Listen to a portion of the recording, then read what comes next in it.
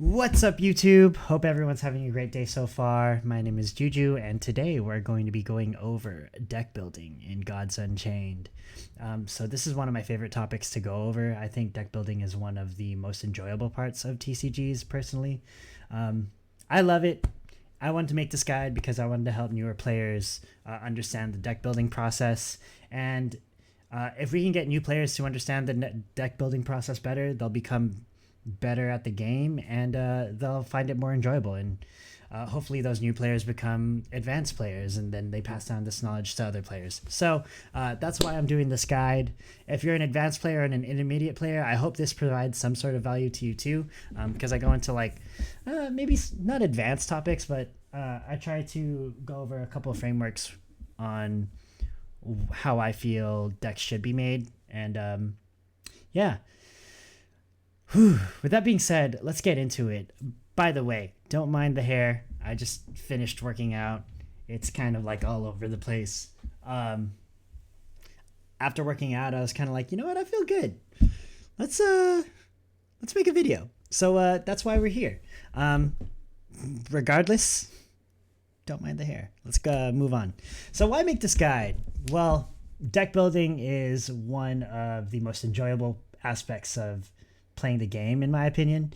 It allows a player to express themselves creatively, and allows themselves to kind of put their own player identity into whatever deck they're building. So that in itself provides a lot of value, I feel. Plus, it's really rewarding to make a good deck from scratch and have it be successful against the meta, right? It's an indescribable feeling to be able to just see something within the game, test it out, tweak it a little bit, and have it perform well against, people who are at your level. So that's why I decided to make this guide. I wanted to help newer players out, of course, as I said in the intro. But yeah, it's such an enjoyable part of the game, and I feel like the more you understand about this part of the game, the better you can become as a player. So before you start deck building, there are a couple things you got to think about, right? You got to think about your motivations for building a certain deck. I mean, most of the time that motivation is to win, but there are some other factors to consider. You have to consider what is this deck for? Is it for me playing on ladder? Is it for a tournament lineup maybe? Is it to be played competitively with people that I'm trying to beat? Or is it supposed to be casual for people that, who are my friends, and I kind of just want to do this while I'm streaming, or, all that kind of stuff. Is it for the memes? Am I trying to make content out of this? Am I disguised toast and I want to break the game, Or do you see any cool themes or archetypes? Maybe you're really into, I don't know, war and Vikings, or maybe you're into wild nature or something like that, and you want to make a deck work out of that, Or is there a particular card or combo that you see and you would like to try it out, like Corpse Explosion and Necronomics? The more specific you can be with your motivations, the better, because that'll help guide you within your card choices. So once we kind of understand our motivations, the next thing to think about is your win condition. And if there's one thing that every card in your deck needs to achieve, it has to be, each card has to help you achieve your win condition. And being specific about your win condition can really, really help you narrow down the cards you need to include in your deck.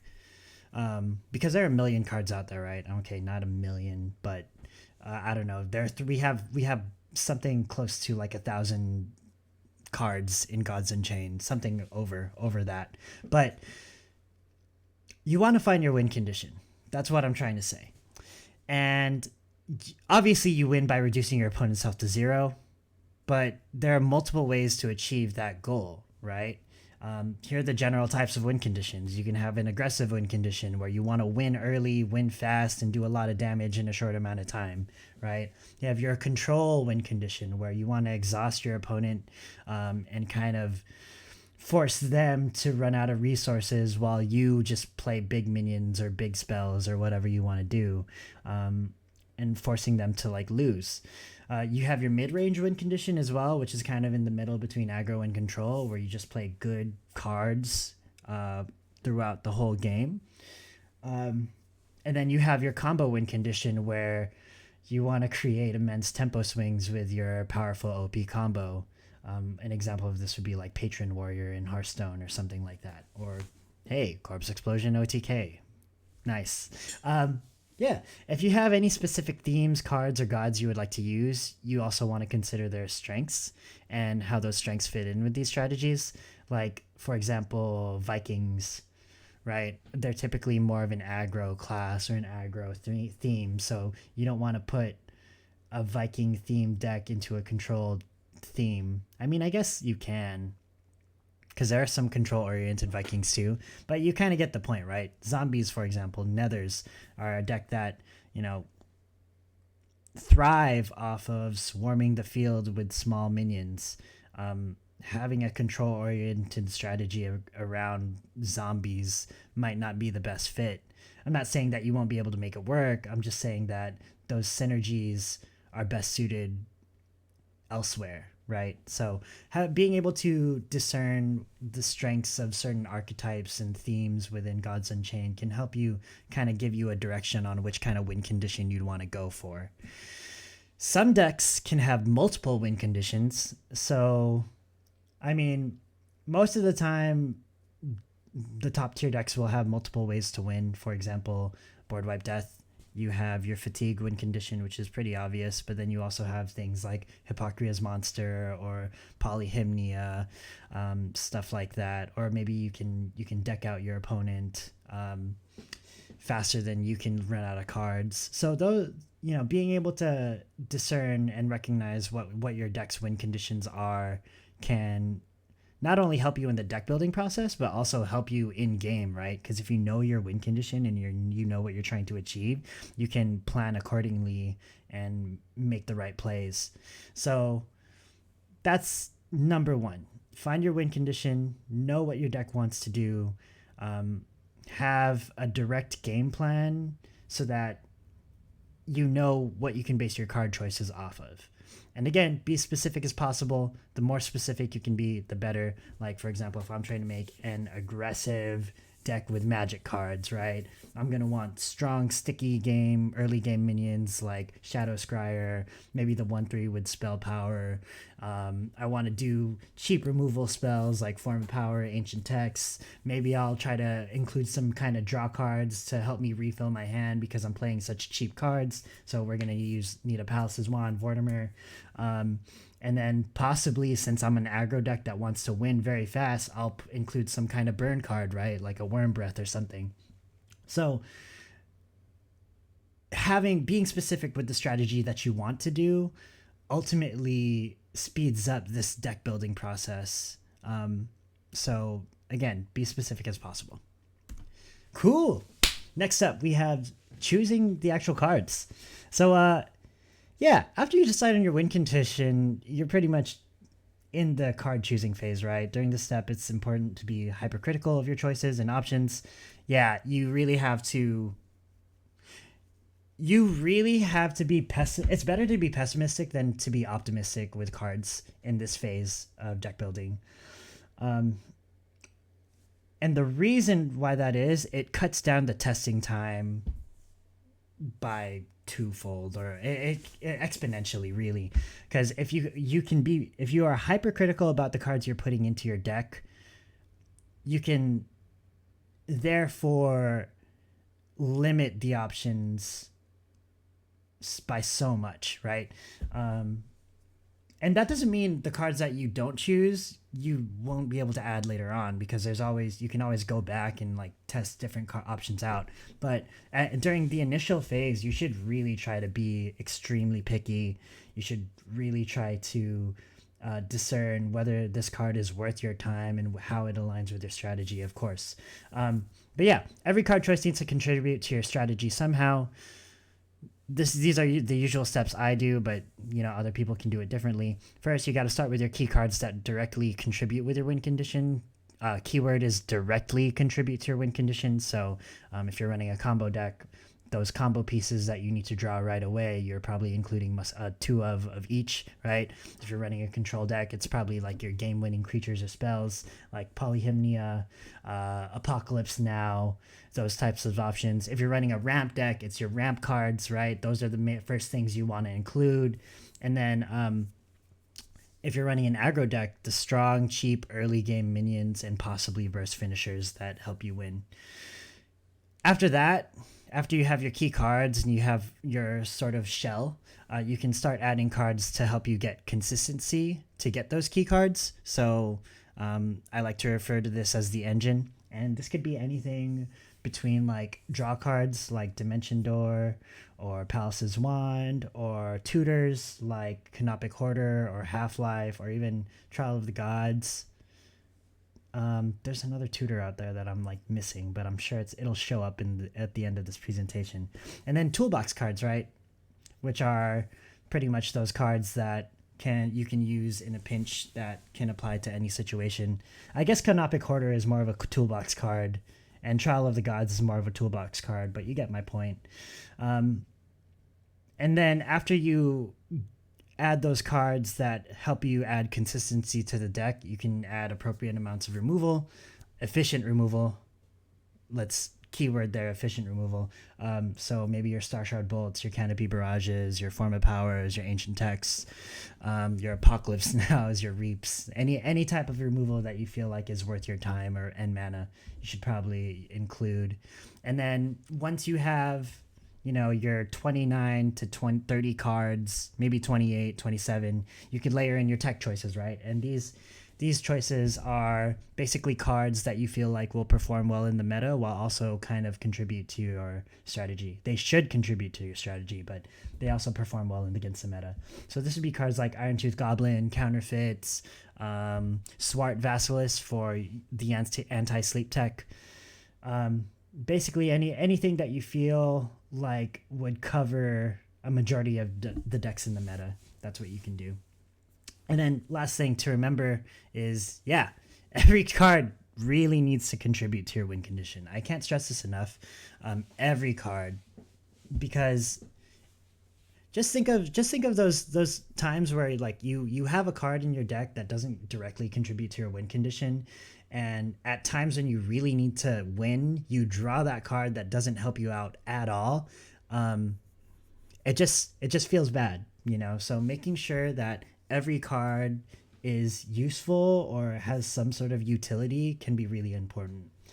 There are going to be times where you won't get to 30 cards where every card will have utility, but that's where your tech choices come in. But really, really, really try to get as much use out of all your cards as possible. That's pretty much it. It'll help the consistency of the deck. It'll help the power of the deck and all that stuff. Cool. So this is a cool slide I made.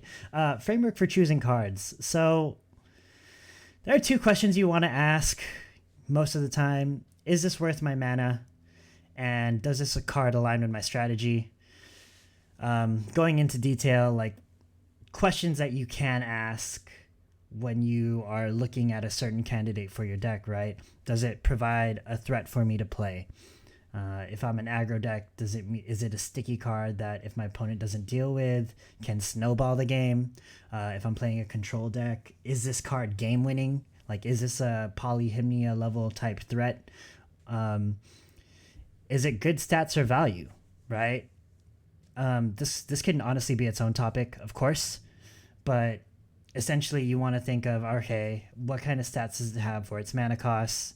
Is this worth the mana cost, right? Is it just a 2/2 vanilla monster, or is it a 1 mana 2/3 that with confused, right? And how does that work and align with my strategy? Are those stats worth it? Is a 1 mana 2/2 with nothing better than a 1 mana 2/2 with blitz? Arguably, the 1 mana 2/2, it's not even arguably, it's pretty much objectively. Objectively, the 1 mana 2/2 with Blitz is better than that one. So you want to choose that one instead of the 1 mana vanilla 2/2 monster, right? So being able to discern good stats and good value is very important. Also the draw factor, right? Because that just doesn't apply to stats. Like, am I getting good amount of resources for this mana? Like, am I playing this 5 mana card that gets me 4 runes, or am I getting this 5 mana card that draws me 2 cards? Like, what would you prefer in that situation, and would that fit and align with your strategy? This also applies to removal too. Honestly, we're probably going to make a video about this on its own, but for now, basically you want to kind of have this concept in your head when you're creating a deck. And then the last thing you want to do is just compare those cards with other cards in the game. That's probably one of the better ways to go about it. And if it's an effect that you want multiple of, then you could include the cards that have similar effects, right? Like Canopic Hoarder and Half-Life have pretty similar effects, but those 2 cards contribute to the consistency of board wipe death. So being able to discern what effects are needed and what effects aren't needed are also important. And then the last part, does it force a problem for my opponent? Is this card worth my mana? Does it force a problem for my opponent? Because if it does force a problem, that is something to consider too. Like, I slap this card on the field, and if my opponent doesn't deal with it right away, it can be really hard for my opponent to win. That's something you want to think of, because ultimately Gods Unchained is a tempo-based game, right? So if your opponent is wasting a turn trying to deal with one of your threats, then you're in control of the game, because after he wastes a turn dealing with your threat, you can just play another threat on board and force him to deal with another threat, right? Or her, right? So being cognizant of if these cards are worth your mana will help you within the deck building process. And then the second question, right? How does this card align with my strategy? Does this advance me to my win condition? Does this match the speed of my deck? That's an important one, right? Because you don't want to play an aggro deck with Apocalypse Now. You're never going to use Apocalypse Now because your games are going to end like turn 6, turn 7, right? Same with control decks. Well, actually, if the removal is efficient, you can run it in control decks, right? But yeah, it has to match the speed of your deck, really. That's why control decks rarely run cheap creatures unless they advance them to the strategy or help against the aggro matchup, pretty much.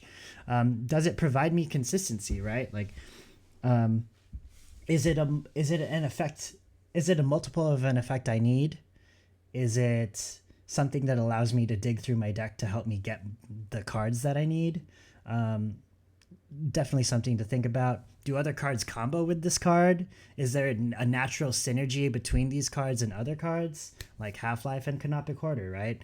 I run Siren of the Grave, I run Burrowing Scarab, I run Fanatic of Noon. Those are all afterlife effects, and they work really well with Half-Life and Half-Life and Canopic Hoarder. So being able to think of those synergies, very important as well. And on the flip side of that, does it have a negative synergy with any cards in the deck? Like, for example, I can't think of any off the top of my head, but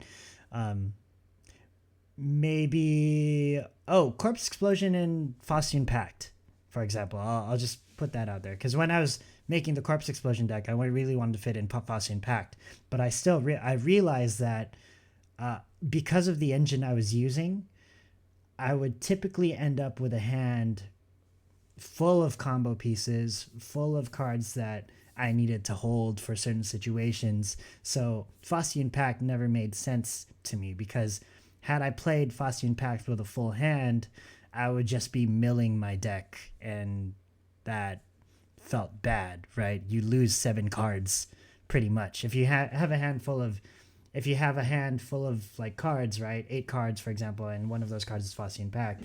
You play that Faustian Pact, you draw 2, but then you mill 7. And in a combo deck, that feels bad. What if you mill a key combo piece? That's like milling the left hand of Exodia, you know? So being able to find those negative synergies could also help you in deciding whether or not this card is worth including in a deck.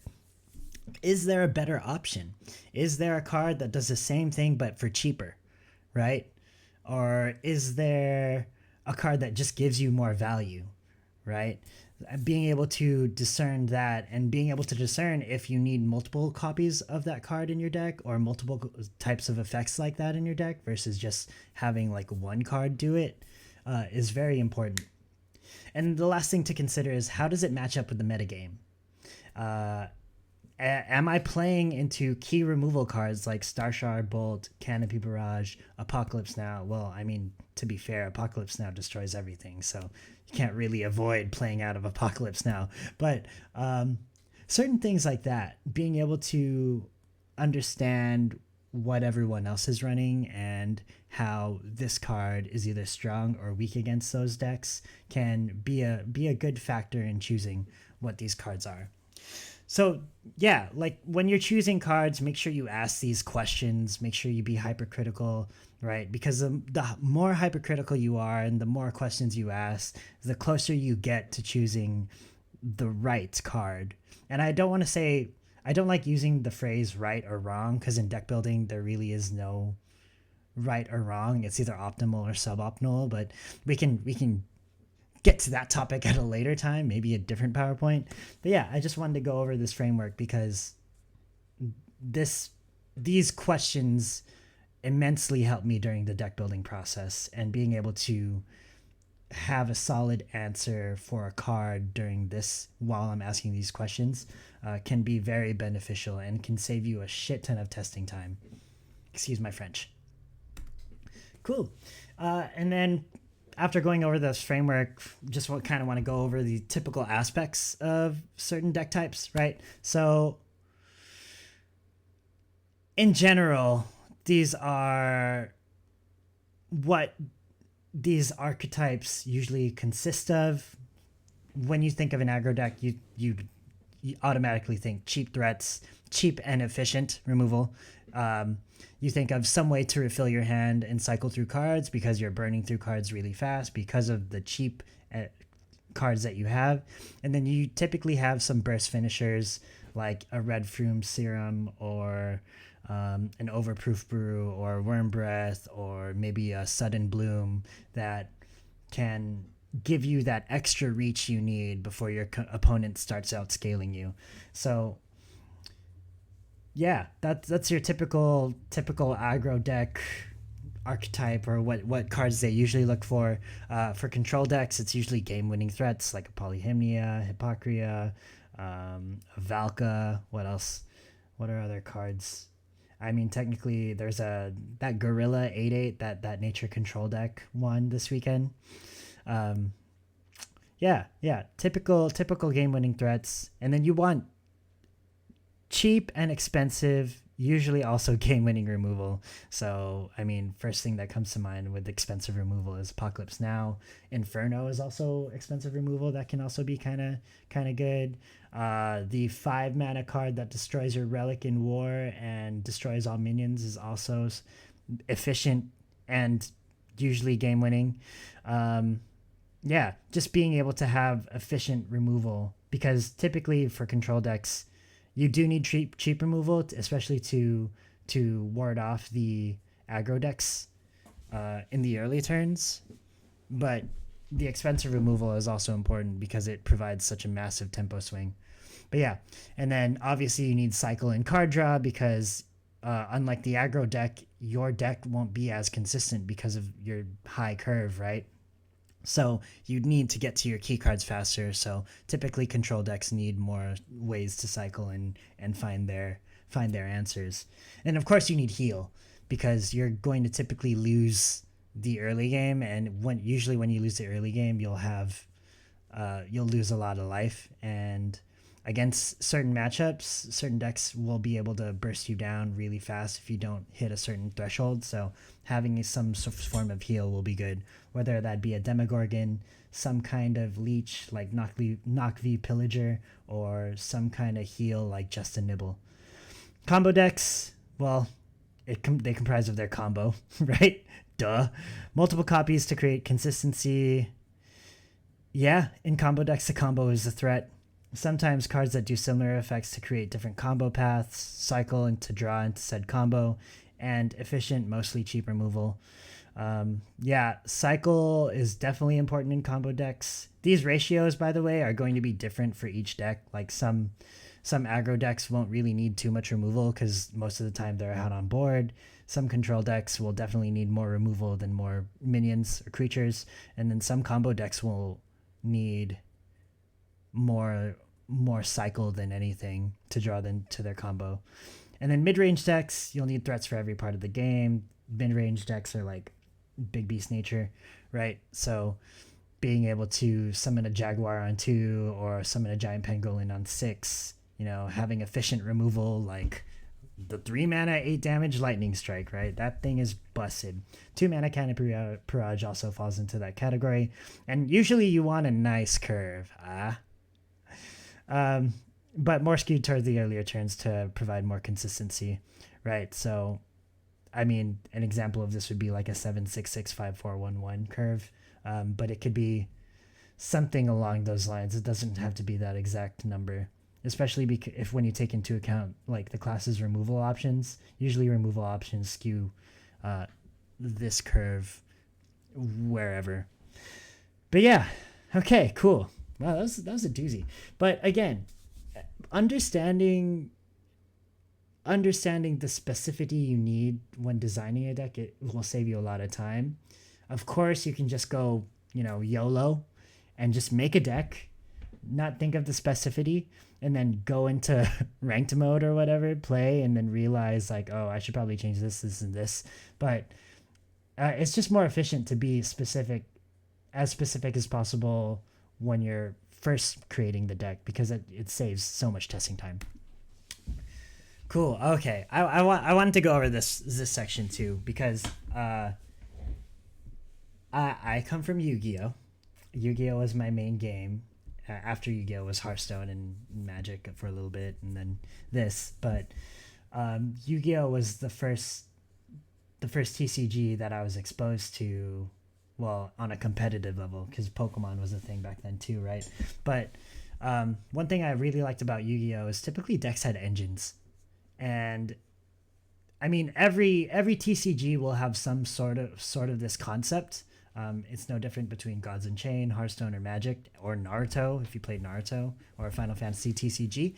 But yeah, engines are very important in deck building because they create consistency within your build, right? So what an engine is, the engine is a group of cards or card or hero power for some archetypes, group of cards, card, or hero power in a deck that create consistency.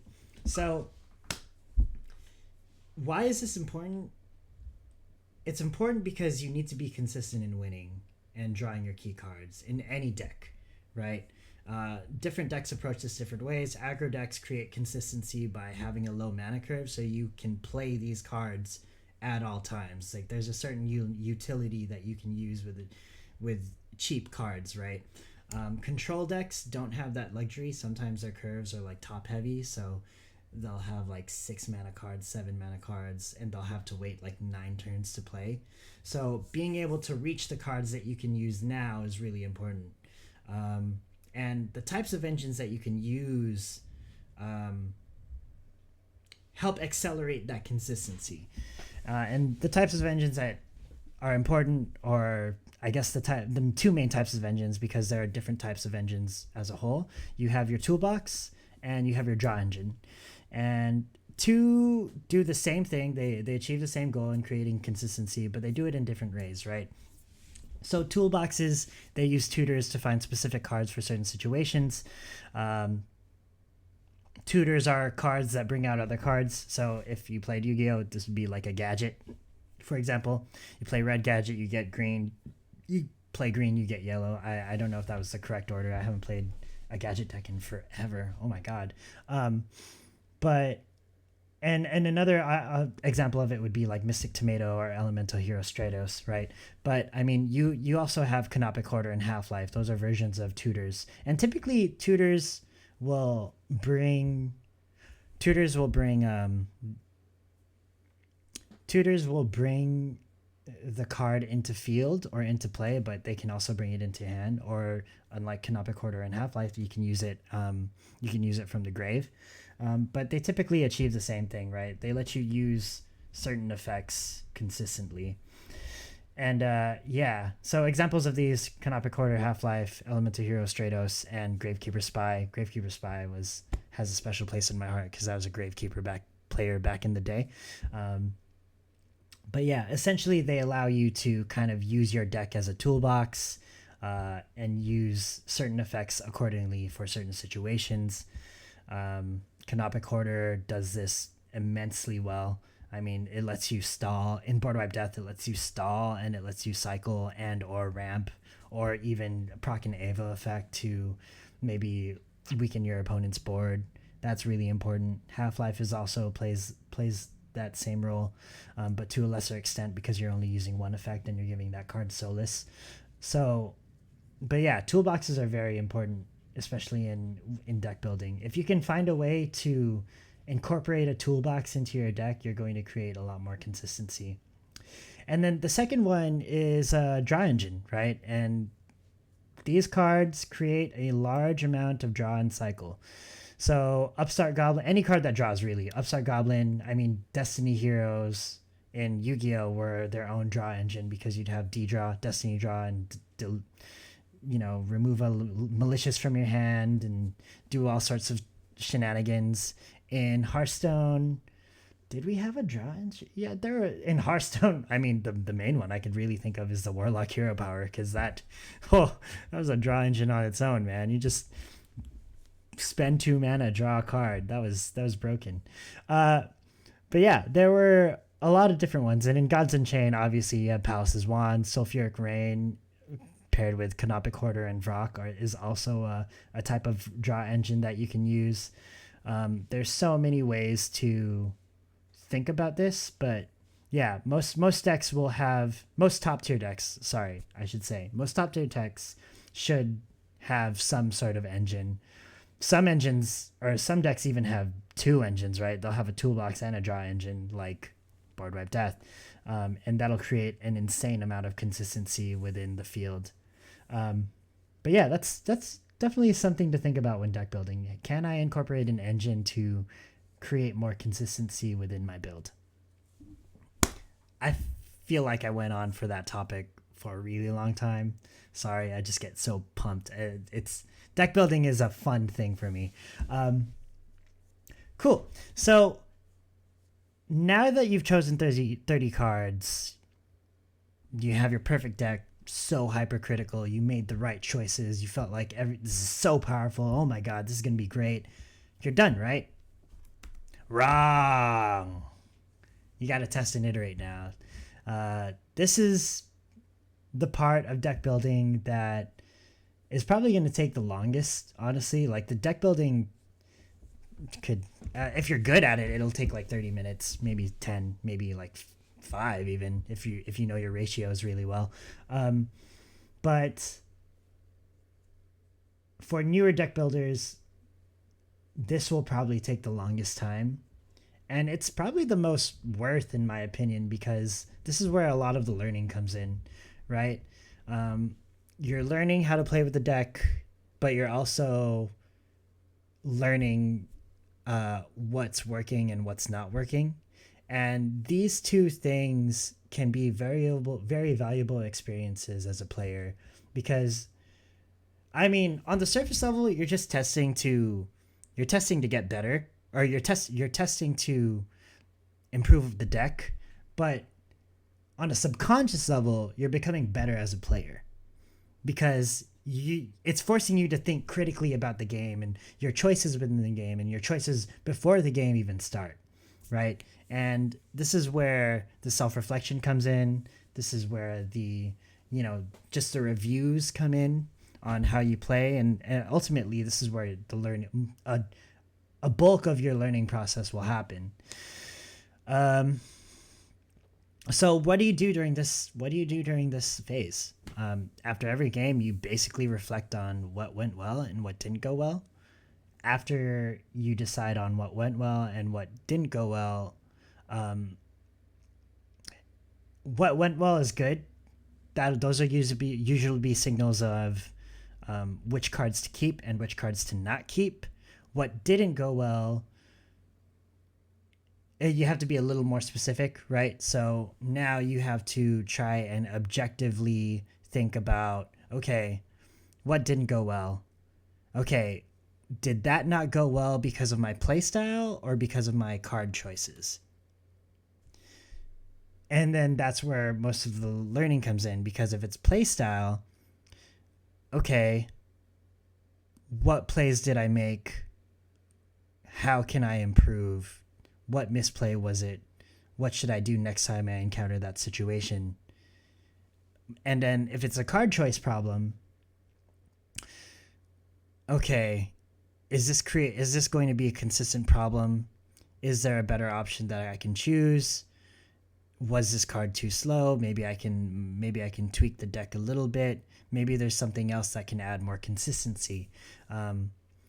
Yeah, so I didn't want to go over this too much, but this is probably a part where you have to, this is actually a really important part to think critically on, because yeah, being able to have those answers will allow you to further improve, not only as a deck builder but as a player. Yeah. And after you make those decisions, adjust accordingly, right? So you figure out what's wrong or what you did wrong, or maybe you misplayed a turn. Play again, correct those decisions, be aware of those decisions. Don't just play mindlessly with, like, I don't know, Friends or The Office in the background. Make sure you really think about your choices and you really try to rewire your brain to, like, correct yourself. And then if it's a card choice, go back to those flowchart, or go back to that framework and really, really think about, okay, what are options that I can include? You know, maybe you have a blind side, or maybe there's a bias that you have.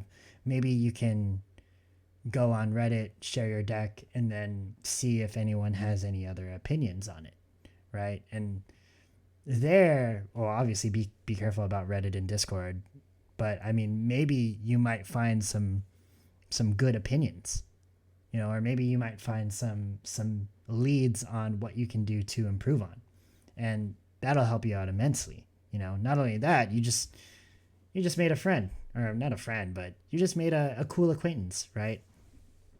Possibly friend. Shout out to all my friends on the YouTube channel. But anyways, yeah, test and iterate, very important part of the game. It's a very underrated aspect for sure. But overall, in the deck building process, this goes hand in hand, right? So understand that you're never done with the deck building process. Understand that there's always something to improve on, and make those adjustments accordingly. Cool. And then bonus step, obviously share the deck once you feel like, you know, you're at a place where you feel good about your card choices. Share it with other people. Maybe they can add their own opinions on the deck. Maybe, you know, you can play test with them and see if you can find holes or possibly better choices, or maybe even figure out like different ways to approach certain matchups. Yeah, sharing decks is one of the best parts about like TCGs in general, and it's pretty rewarding too. Like if you create a deck, you make it, it feels very reliable. You have a large sample size, because that's important. Having a very solid sample size of like 100 games, for example. It doesn't have to be 100. That's a good benchmark though. But having that sample size and sharing your results with, a community on Reddit or Discord, or maybe even if you have IRL friends in the game and, they also play, you can share it with them. And I think that's a very rewarding thing. I love seeing people play with, like a deck you make online, being able to help out other players and in understanding their strategies and stuff like that. I think that's a very intangible aspect of Gods Unchained that, not a lot of people give credit to, but being able to just, be a part of a community is really important here. And deck building helps that. It helps you make friends along the way. So with that being said, thank y'all for listening. I know I went super long on this topic. I know that I can talk forever, but I don't know, man. This game is fun. And the more people we can get to have fun within this game, I think the longer this game will last. And, if Magic can last for like 30 years, then I'm pretty darn sure Gods Unchained can. So, that being said, have a great day, everyone. Go outside, be a potato, be a carrot. It's Friday. Have fun with your friends. Tell your loved ones you love them. And take care. Bye.